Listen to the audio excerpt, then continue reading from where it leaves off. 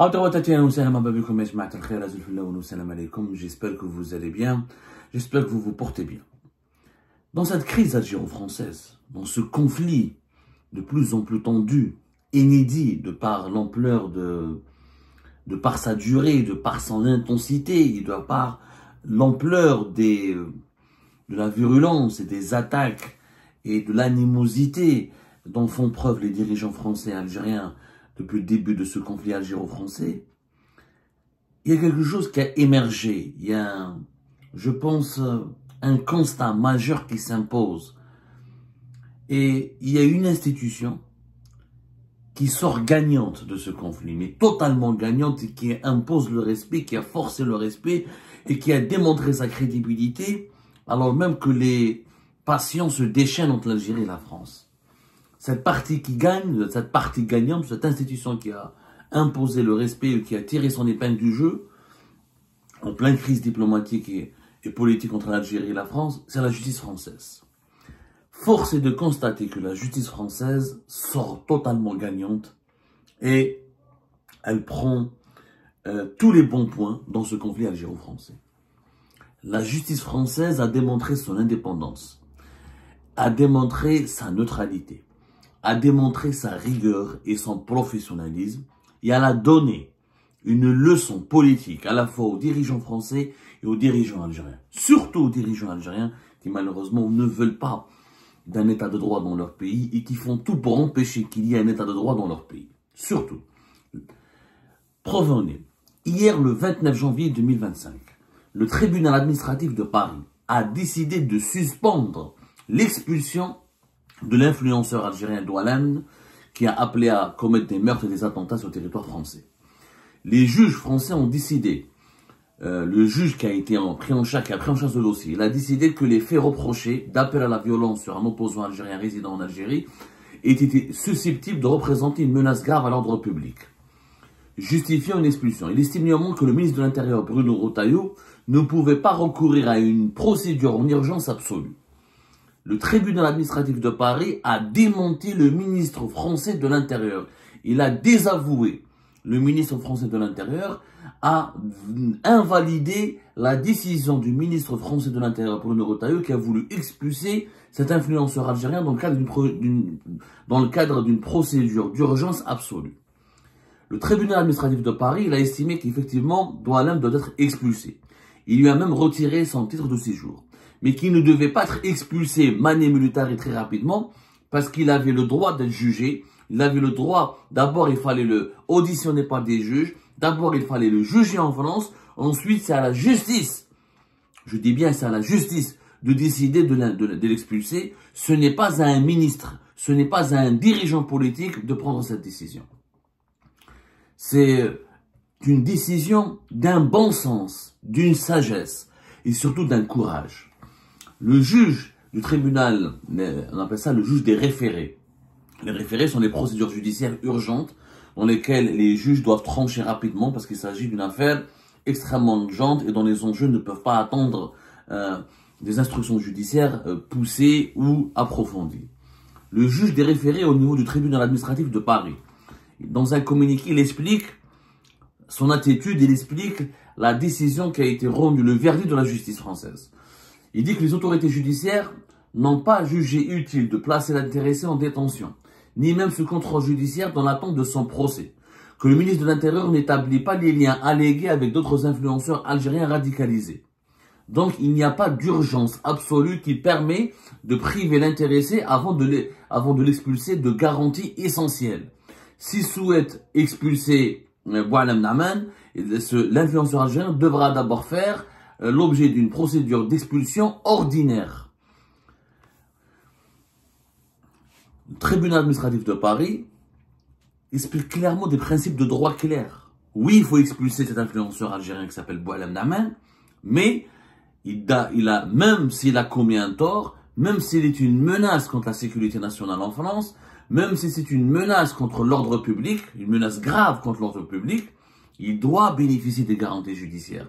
C'est-à-dire qu'il doit être écouté, auditionné par des juges, il doit être jugé, à la suite d'une procédure judiciaire qui peut être expulsé de façon ordinaire.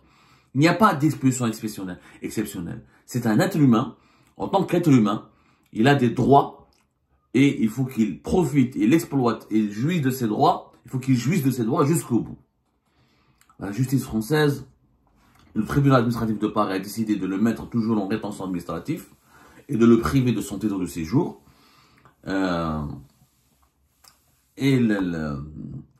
Maintenant, c'est à la justice, c'est une autre procédure judiciaire qui doit être enclenchée. C'est-à-dire que l'influenceur algérien doit être jugé sur place en France. Il faut qu'il soit jugé sur place. Ensuite, la justice va décider ou de le mettre en détention ou de demander son expulsion ou son extradition, son expulsion vers l'Algérie. C'est un grand désaveu pour Bruno Retailleau, le ministre de l'Intérieur français, qui est à la manœuvre, qui est à l'origine de toutes les enquêtes qui ont été enclenchées contre les influenceurs algériens. Il y en a pour le moment 7 qui ont été arrêtés, interpellés, placés en garde à vue ou incarcérés pour avoir appelé à commettre des viols, des meurtres ou des attentats sur le territoire français. La justice en France, elle est neutre. Elle est professionnelle. Elle est rigoureuse. Dans cette affaire de Boualem Namen, la justice française a redoré son blason et elle a démontré toute sa classe et toute sa noblesse. Parce qu'elle a une logique humaniste, une logique extrêmement noble et rationnelle. Boualem Namen est une menace à l'ordre public. Il faut le placer dans un centre de rétention. Il ne mérite plus son titre de séjour sur le territoire français. Il faut le priver de son titre de résidence. Mais on ne l'expulse pas comme un animal. On ne va pas l'expulser comme un colis d'Amazon ou d'Alibaba Express, parce qu'il a des garanties judiciaires. On ne peut pas le priver, on ne peut pas priver un étranger en France de garanties judiciaires essentielles. C'est-à-dire du droit à être auditionné, écouté par un juge. La justice doit le convoquer, elle doit l'auditionner, elle doit le juger, ensuite, libre aux autorités administratives, aux autorités sécuritaires de l'expulser. La presse française a largement commenté et partagé et diffusé cette décision du tribunal administratif de Paris en parlant de camoufler pour Bruno Retailleau, le ministre de l'Intérieur français, qui a voulu s'affranchir des contraintes minimales de procédure au service d'offensives brutales contre les étrangers de son agenda politique, comme l'ont précisé les avocats de l'influenceur algérien Douanem. La justice française n'est pas politisée. Elle n'a pas pris cette décision contre Bruno Retailleau. Elle n'a pas de problème avec Bruno Retailleau. C'est une décision de justice. La justice française, elle applique le droit. Et ce concept, malheureusement, nous ne le connaissons pas en Algérie. J'ai vu que la presse algérienne, et notamment la presse très gouvernementale inféodée au régime algérien, a repris à son compte massivement cette décision ou ce verdict du tribunal administratif de Paris, d'ailleurs qui est consultable sur son site internet, paris-tribunal-administratif.fr. Vous pouvez la lire clairement. Voilà ce que dit le texte du tribunal administratif de Paris. Saisi par l'influenceur algérien Douanem, le juge des référés du tribunal administratif de Paris estime que le retrait de son titre de séjour est justifié, car les faits qui lui sont reprochés représentent une menace grave à l'ordre public. En revanche, il retient que les seuls faits établis par le ministre de l'Intérieur ne suffisent pas pour mettre en œuvre la procédure d'expulsion en urgence absolue, qui prive l'étranger de garanties essentielles, et notamment de l'audition par une commission composée de magistrats. Ils n'ont rien contre Bruno Retailleau, les juges français. Ils ne sont ni contre Bruno Retailleau, ni pour Bruno Retailleau. Ils ne sont ni contre Marine Le Pen, ni pour Marine Le Pen. Ils ne sont ni contre Emmanuel Macron, ni pour Emmanuel Macron. Ils ne sont ni contre l'Algérie, ni pour l'Algérie. Ils sont pour le droit. Le droit,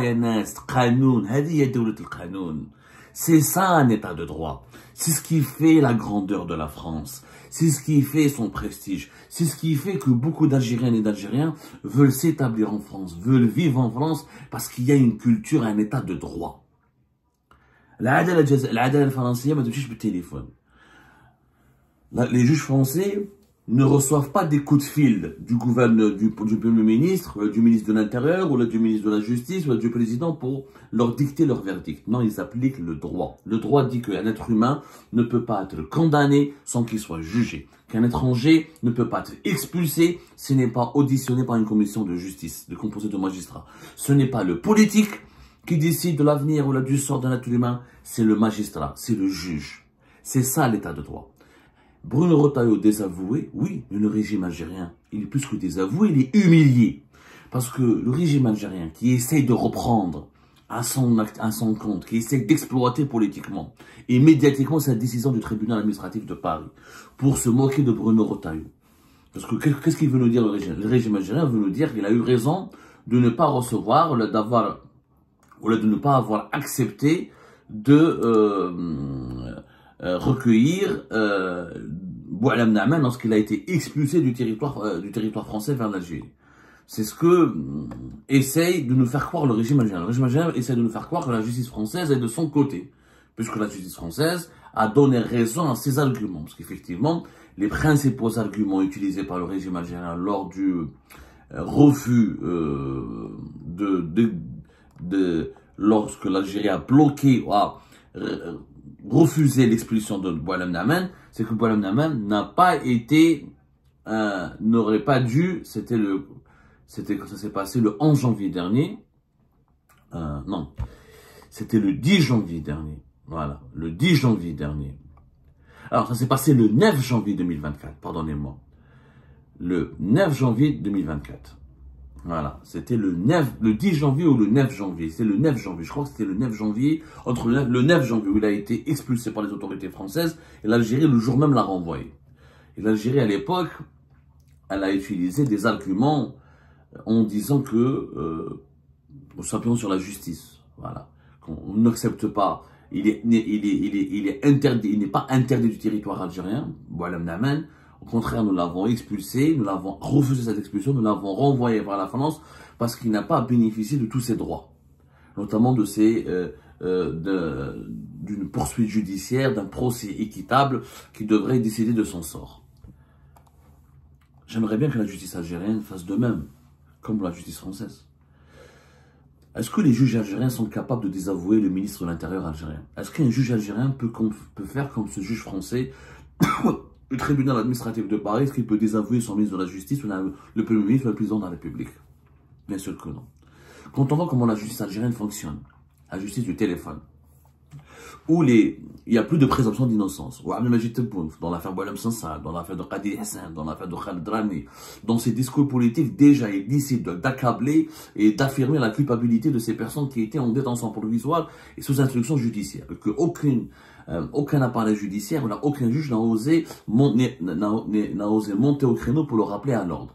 Et quand on voit que lorsque les autorités algériennes, à travers les services de sécurité, procèdent à des arrestations, et dès que les personnes, les opposants, les activistes, ou les personnes qui dérangent le pouvoir algérien sont présentées devant les juges, ils sont directement, comment dirais-je, emprisonnés, incarcérés, accablés, condamnés. Jamais la justice algérienne ne s'est opposée à une procédure politique arbitraire qui a violé les droits fondamentaux et les garanties essentielles, pour reprendre la terminologie, le vocabulaire du tribunal administratif de Paris, les garanties judiciaires essentielles d'un citoyen algérien. Je ne parle même pas des étrangers. Parce que quand on voit comment l'Algérie expulse par le canal sécuritaire des milliers de migrants subsahariens, en les abandonnant dans le désert, entre Ain Ghazam et la frontière du Niger, à plusieurs kilomètres de la frontière, quelquefois à plusieurs dizaines de kilomètres de la frontière du Niger, en les forçant de continuer de marcher à pied, sous la chaleur, sous un soleil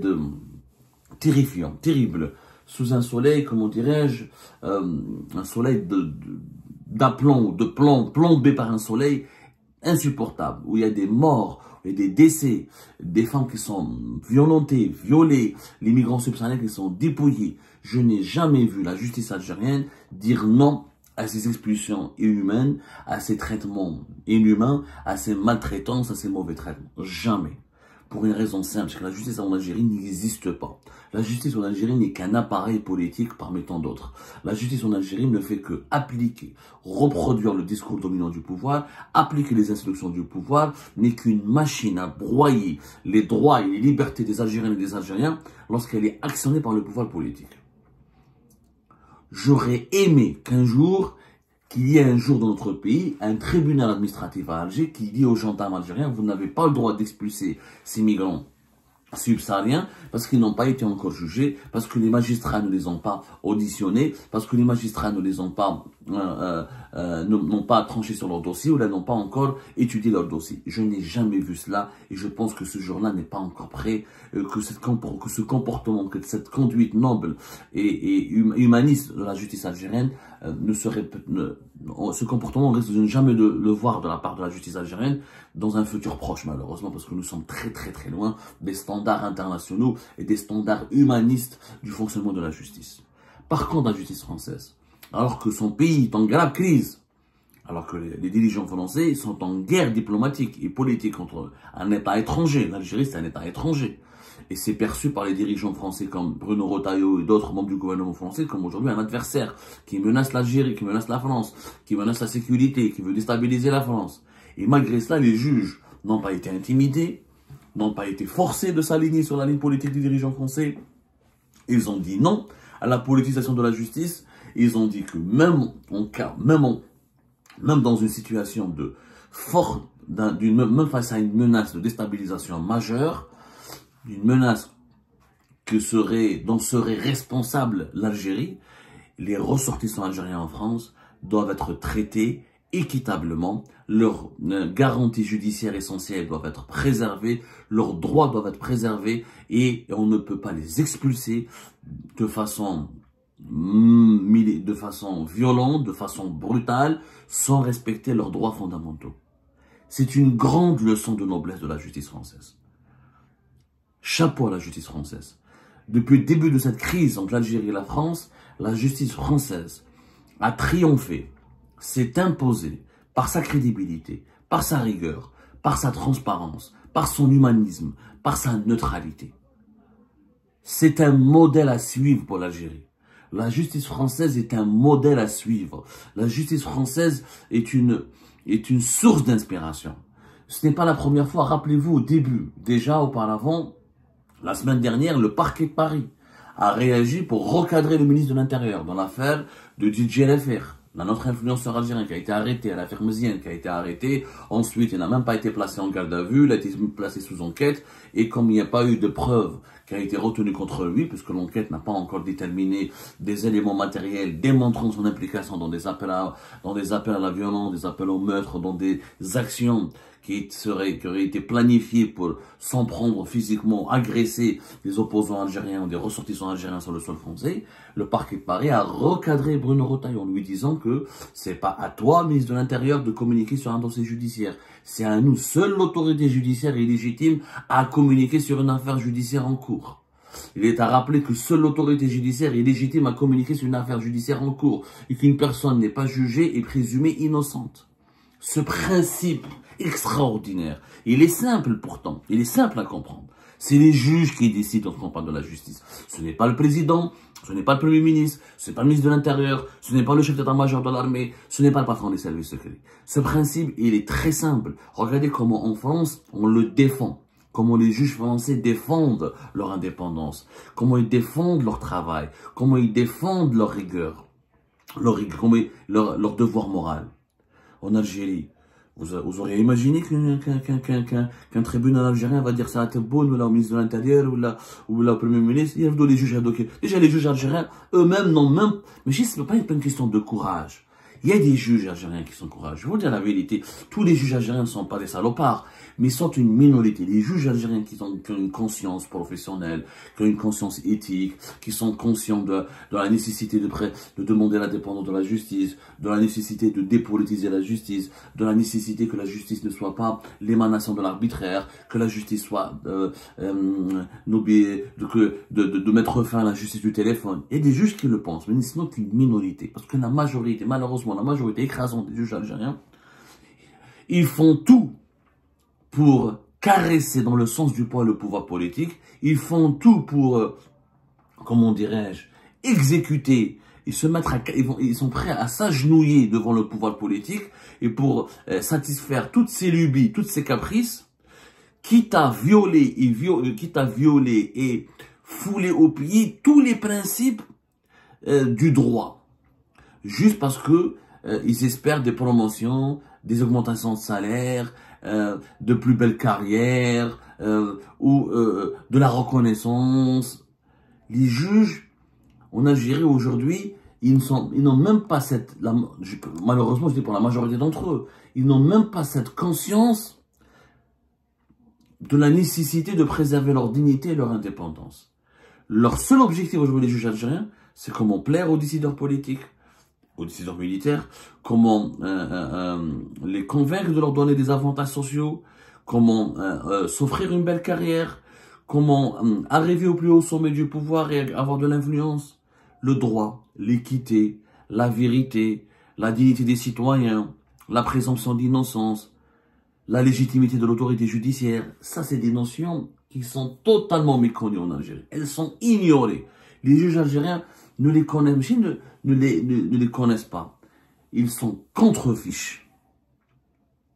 Alors, quand je vois que certains Algériennes et Algériens, notamment les partisans du régime algérien, et que une certaine presse algérienne essaie de se moquer de Bruno Retailleau parce qu'il a été désavoué par son appareil judiciaire, ils devraient d'abord balayer devant leur propre porte.